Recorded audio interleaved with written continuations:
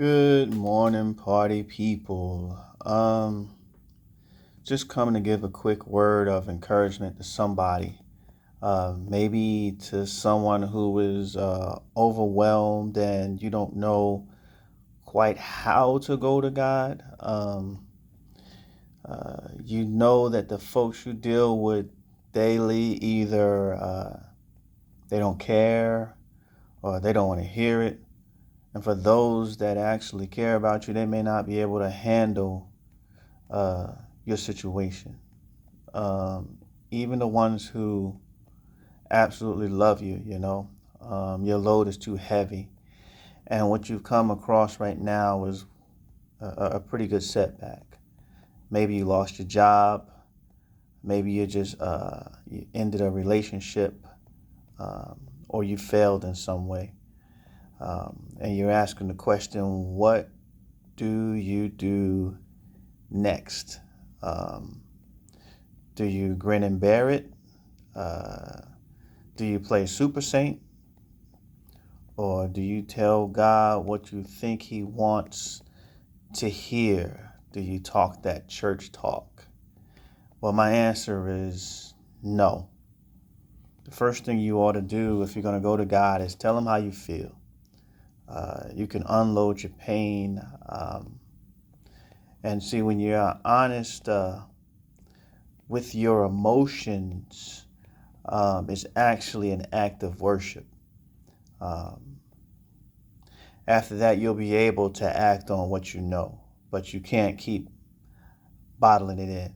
Um, and I often use Job as an example. He was a great example of this. This guy lost everything. He lost his family. He lost his livestock.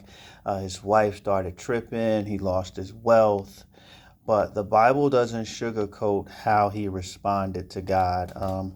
It was in chapter 1, I think it was verse 20. It said he stood up and tore his robe off in grief, and then he shaved his head and fell to the ground and he worshiped God. Now, what he did during that time is he grieved like the Middle Easterners did in that day and time by tearing off his robe and shaving his head.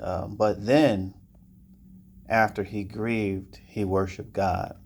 Anytime you experience loss in your life and tough times, you're going to probably deal with four emotions, stuff like anger, stuff like grief, shock, and fear.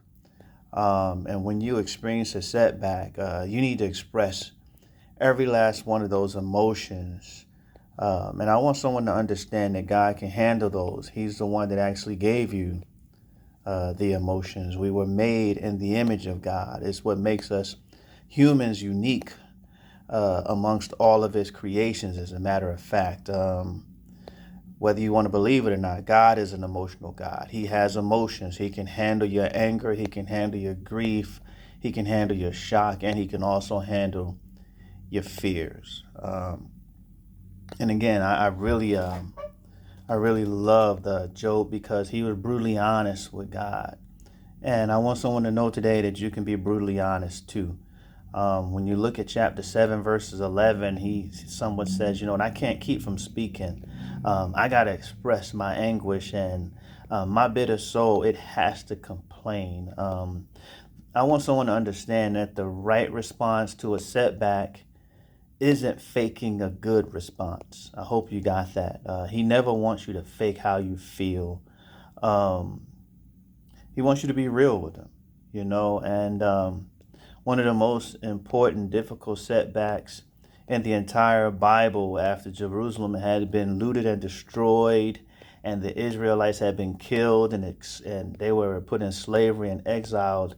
The prophet Jeremiah says something in chapter 2, and he said, "Rise during the night and cry out.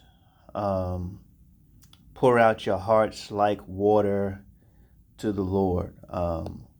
With God, I want you to understand that honesty is always the best policy. He can handle your emotions, and He can definitely handle your situation. So go on and tell Him how you feel, and just make sure that as you tell him how you feel, that you continue to act on what you know. And what you ought to know if you are a believer is he will come through for you. But I want someone to really know today that he can handle your response. He can handle your feelings. He can handle your emotions. So don't try to fake it until you make it. Go ahead and be honest with God. God bless you.